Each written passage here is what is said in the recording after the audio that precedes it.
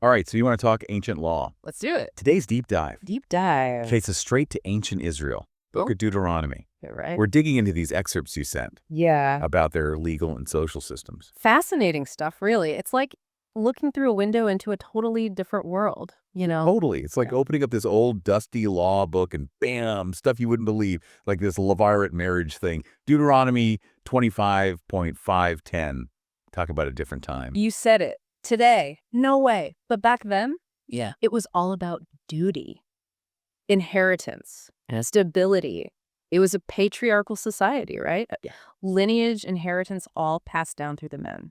So this practice, a man having to marry his dead brother's widow, it wasn't about love. It was about making sure the family line continued, providing for the women, who we know didn't have it easy back then. Exactly. Keeping the family name alive, protecting their inheritance, and looking after the women who, let's face it, relied heavily on men for security. Different world, different rules. And speaking of rules, we've got to talk about the punishments in Deuteronomy 25. They definitely make you appreciate modern law. Oh yeah, talk about a system that doesn't mess around. An eye for an eye, for instance. That's intense. Did that kind of system, what we call proportionate retribution, actually work to stop crime, do we know? And what did it mean for their social order? Like, did it make retaliation easier for some groups over others? Man, so many questions. And you're hitting on something really important. Trying to understand those ancient laws through today's lens, it's complex. Sure, there was an element of vengeance there, but an eye for an eye was also about trying to put a limit on how brutal punishments could get. It was meant to make sure that what you got fit the crime and didn't spiral out of control, which, let's be real, wasn't uncommon back then. That's fascinating. So even in a system that could be so harsh, there was this desire for some sort of fairness, a measured approach. It's like they were trying to walk this fine line, weren't they? Trying to balance punishment with, well, I guess what we call basic human decency. Like in Deuteronomy 25.3, where it says you can't give someone more than 40 lashes for a crime. It makes you wonder what they considered cruel and unusual punishment back then, right? Yeah. Right. It's really mind-blowing when you think about it. On the one hand, you've got these harsh punishments, but on the other, they're like, okay, but not too harsh. It really makes you think about how differently they understood justice back then, you know? It's like they were trying to create a system that had some boundaries, even if those boundaries seem pretty different to us today. Okay, so we've talked about punishments, but what about something that seems, I don't know, almost boring compared to an eye for an eye? I'm talking about Deuteronomy 25.1316, where it talks about using false weights and measures.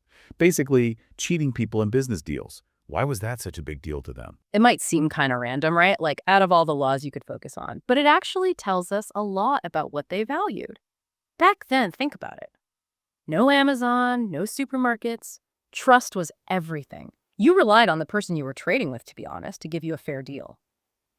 So those false weights, that was a direct violation of that trust. So it was about protecting people, making sure everyone had a fair shot in the marketplace. Exactly. It was about economic fairness, yeah, but it was also about something bigger. For the Israelites, remember, their law was about their relationship with God. It was about living right. So even in business, honesty was a huge deal. It's interesting how their faith played such a big role in their legal system. It wasn't just about rules. It was about something deeper, something more spiritual. Which brings us to another fascinating thing in Deuteronomy, the importance of remembering. Specifically, Deuteronomy 25.1-19, where it talks about wiping out the memory of Amalek, who were their enemies. Now, this isn't just about forgetting something. This is about actively trying to erase something from their collective memory. Why was that so important?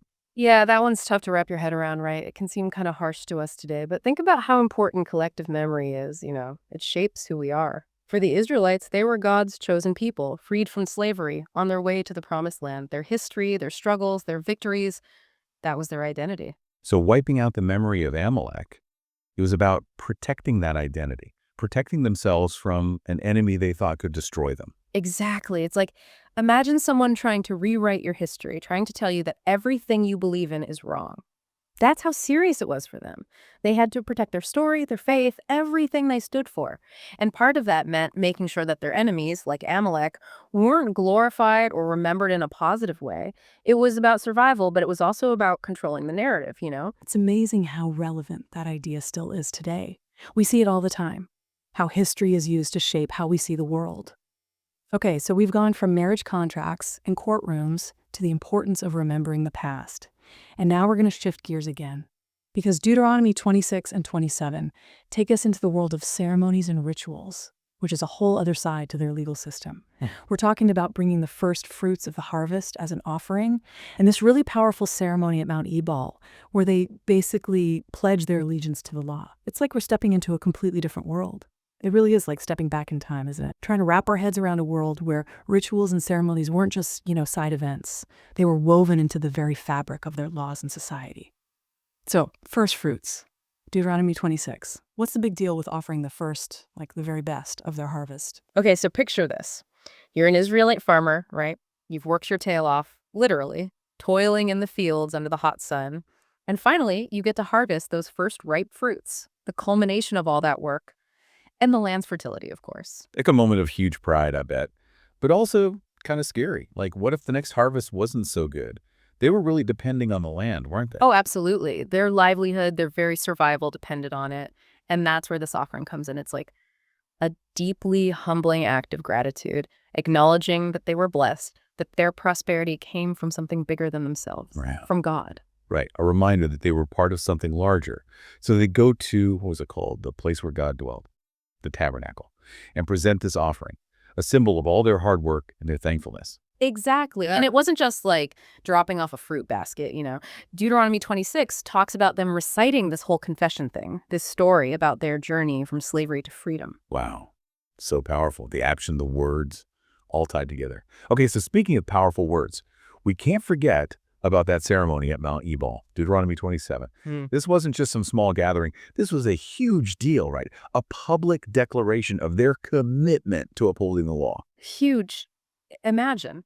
The Israelites, having just crossed the Jordan River, they all gather at Mount Ebal. They build this altar, not out of fancy stones, but rough, unfinished ones, like a symbol of something. Like they were building their commitment from the ground up, literally. Yeah, and then, get this, the Levites, they were like the priests, right? They would read out loud these blessings for obedience and curses for disobedience. Whoa, can you imagine those words echoing across the mountains?